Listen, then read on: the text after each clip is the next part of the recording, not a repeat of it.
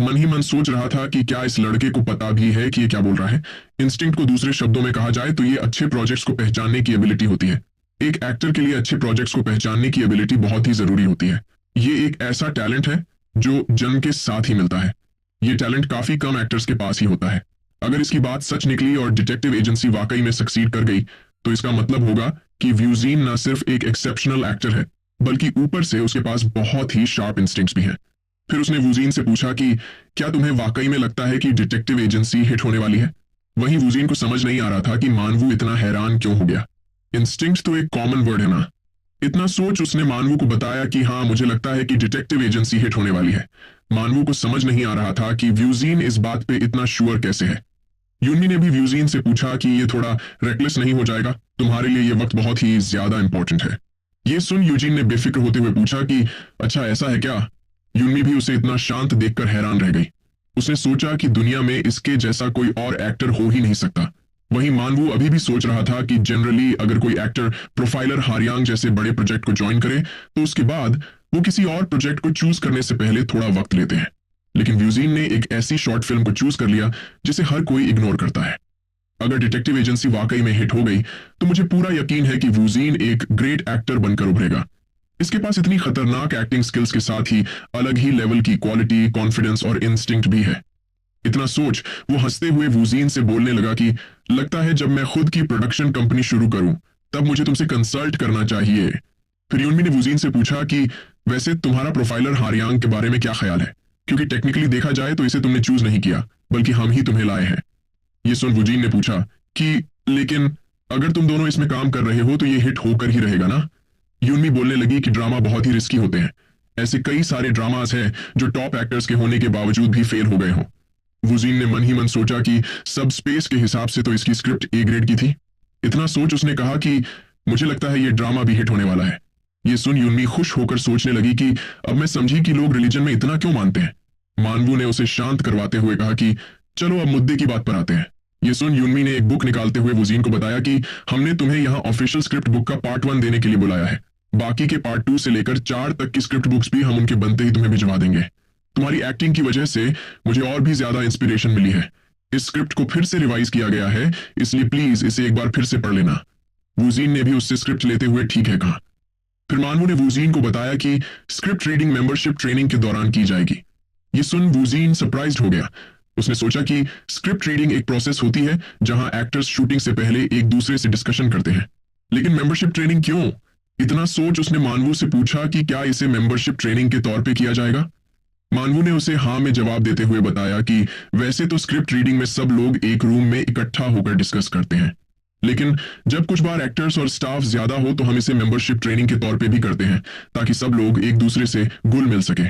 वैसे script reading तो बस दिखावा है, वहां सारे एक्टर्स और स्टाफ के लोग मिलकर मस्ती और खेल वगैरह ही करेंगे। ये सुन वुजीन अंदर ही अंदर टॉप सेलिब्रिटीज के साथ खेलने की बात सुनकर काफी एक्साइटेड हो गया। वो योन के बारे में सोच मन ही मन हंसते हुए बोलने लगा कि मेरी जिंदगी अब बहुत ही ऊपर उठ चुकी है। लेकिन हमेशा की तरह वुजीन ने अपनी खुशी चेहरे पे जाहिर नहीं होने दी। मानवू ने आगे बताया कि इसकी शुरुआत इस शनिवार 7 मार्च से लेकर 8 मार्च तक होगी। ये टोटल 2 दिन और 1 रात का होगा। क्या तुम हमें ज्वाइन कर पाओगे। वुजीन ने उसे हाँ में जवाब दिया। ये सुन मानवू ने कहा कि बढ़िया, हम लोग इसमें पार्ट 2 तक की स्क्रिप्ट रीडिंग करेंगे, इसलिए तुम्हें आने से पहले उतनी स्क्रिप्ट जान लेनी होगी। हालांकि मुझे यकीन है कि तुम अच्छा ही करोगे। तभी वुजीन का फोन बजने लगा। ये कॉल दोंगचुन का होता है। वुजीन ने मानवू से एक्सक्यूज मी कहा। मानवू ने भी उसे कहा कि अगर कॉल अर्जेंट हो तो कोई दिक्कत की बात नहीं है। ये सुन वुजीन ने कॉल उठाकर हेलो कहा। सामने से दोंगचुन ने पूछा कि वुजीन, क्या हम अगले दिन सुबह मिल सकते हैं। मैं तुमसे डिटेक्टिव एजेंसी के बारे में कुछ बात करना चाहता हूं। मैं तुम्हें एड्रेस भेज दूंगा, तुम प्लीज वहां आ जाना। वुजीन ने भी हाँ में जवाब देते हुए कहा कि ठीक है डायरेक्टर। वहीं मानवू डायरेक्टर सुन सोचने लगा कि यह पक्का दोंगचुन का कॉल होगा। फिर वुजीन के कॉल रखने के बाद मानवू ने पूछा कि वैसे डिटेक्टिव एजेंसी की कास्टिंग भी पूरी हो गई होगी, राइट। वैसे उसकी स्क्रिप्ट रीडिंग कब होने वाली है। वुजीन को उसकी बात समझ नहीं आई। उसने मानवू को बताया कि अभी के लिए तो डिटेक्टिव एजेंसी में मेरे अलावा और कोई भी कास्ट नहीं हुआ है। यह सुन मानवू हैरान हो गया। उसे वुजीन की बात पे यकीन नहीं हो रहा था। वो सोचने लगा कि क्या योन ने अब तक इनसे कांटेक्ट नहीं किया। मुझे तो लगा था वो डिटेक्टिव एजेंसी में इंटरेस्टेड है। अगर ऐसा है तो मुझे उसके लिए भी ये अरेंज करना होगा। इतना सोच उसने वूजिन से पूछा कि क्या मैं ये जान सकता हूं कि तुम दोंगचुन से कब और कहां मिलने वाले हो। फिर हमें कुछ वक्त बाद का सीन दिखाया जाता है। वूजिन दोंगचुन की बताई हुई जगह पे पहुंच चुका था। दोंगचुन ने उसे वहां बैठने को बोलते हुए बताया कि मैंने ये जगह जल्दबाजी में बोरो की है, लेकिन ये उतनी भी ज्यादा अनकंफर्टेबल नहीं है, राइट? वूजिन ने कहा कि हाँ, कोई बात नहीं। फिर दोंगचुन ने मुद्दे की बात पर आते हुए बताया कि मैंने फिल्म कंपनीज और इन्वेस्टर ढूंढने की कोशिश की, लेकिन ये उतना भी आसान नहीं था, और ऊपर से जीजीओ एंटरटेनमेंट की वजह से मेरे लिए इन्वेस्टमेंट पाना और भी ज्यादा मुश्किल हो रहा है। दोंगचुन दुखी होकर आगे बोलने लगा कि मैं तुमसे माफी मांगना चाहता हूं। मैंने तुम्हें पूरे कॉन्फिडेंस के साथ भरोसा दिलाया था कि मैं सब संभाल लूंगा, लेकिन अभी सिचुएशन ज्यादा अच्छी नहीं है। वूजिन ने उसे देख सोचा कि इसकी हालत वैसी ही है जैसी मेरी जॉब करते वक्त थी। मेरा काम भी जब 6 बार रिजेक्ट हुआ था तब मेरी हालत भी ऐसी ही थी। इतना सोच उसने दोंगचुन से पूछा कि क्या मैं किसी तरह आपकी मदद कर सकता हूं।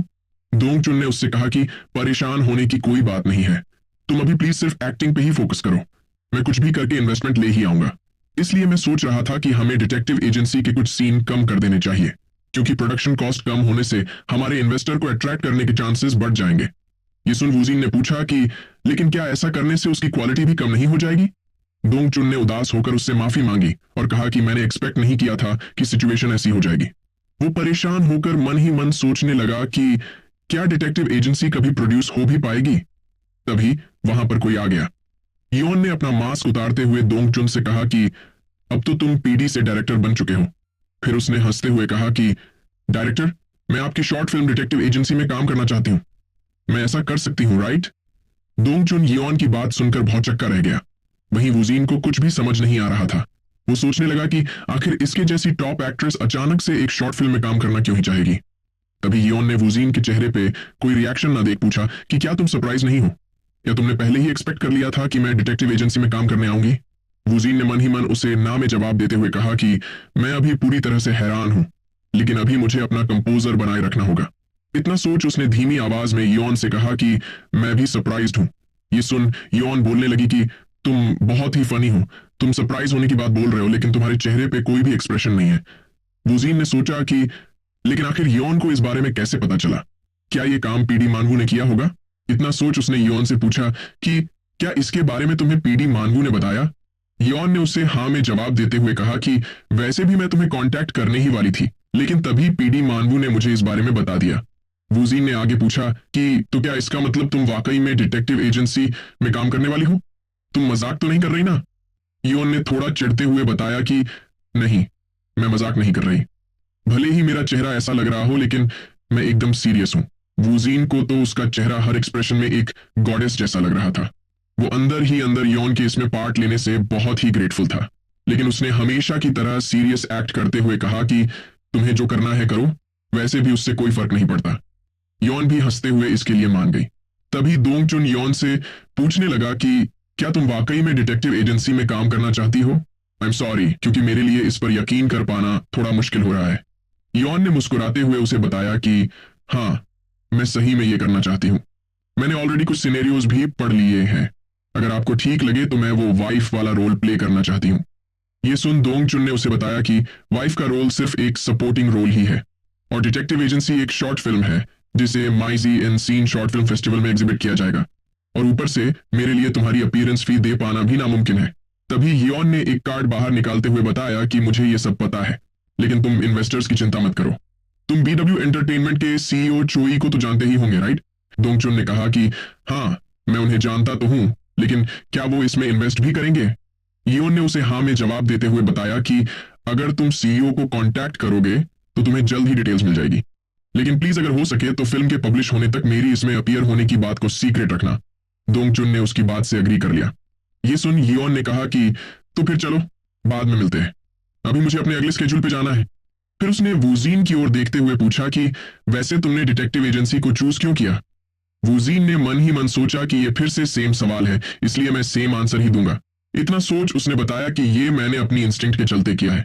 ये सुन योन बोलने लगी कि ये बहुत ही रेडिकुलस है। क्या तुम्हें पता है तुम कितने अजीब हो? वूजिन ने उसे ना में जवाब दिया।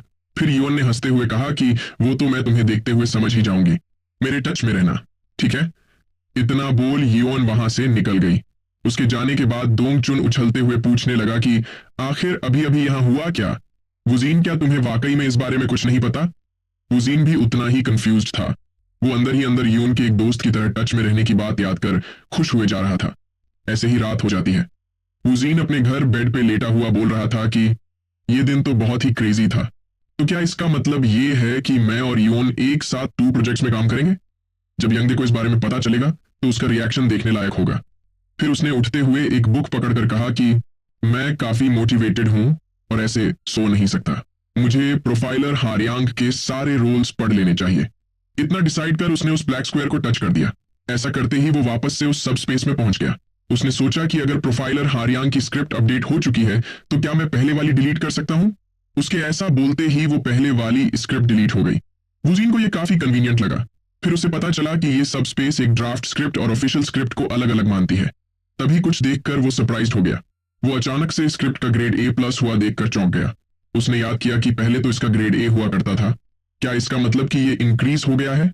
तो इसका मतलब होगा कि ग्रेड A+ ग्रेड A से ऊपर है। तो क्या इसके ऊपर ग्रेड A++ या ग्रेड S भी होता होगा? इसका मतलब कि ग्रेड फिक्स नहीं होते। अगर एक स्क्रिप्ट में किए जाने वाले बहुत सारे प्रोसेस और मॉडिफिकेशंस को ध्यान में रखा जाए तो इस बात का सेंस तो बनता है कि उसकी क्वालिटी इंक्रीज होंगी।